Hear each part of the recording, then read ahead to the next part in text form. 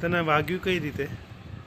હું ચાલતી હતી અને ગોલ ગોલ કંઈક પડ્યું હતું. એના અંદર મારી આ બે આંગળીના વચ્ચે પગ ઘૂસી ગયો અને આ બે આંગળીના વચ્ચે પગ ઘૂસી ગયો અને મને લાગ્યું કે કંઈ નહીં, નાનું મોટું ખાલી વાગ્યું હશે. પછી હું આગળ વધી અને ચપ્પલ નીકાળ્યું તો લોહી લોહી હતું. પછી એક દીદી આવી, એમના ઘરે મને લઈ ગઈ અને ત્યાં પણ મને લોહી લોહી સીડીઓથી નીચે ઉતરતા પણ લોહી લોહી નીકળ્યું. એમના ઘરે પણ લોહી લોહી નીકળ્યું. પછી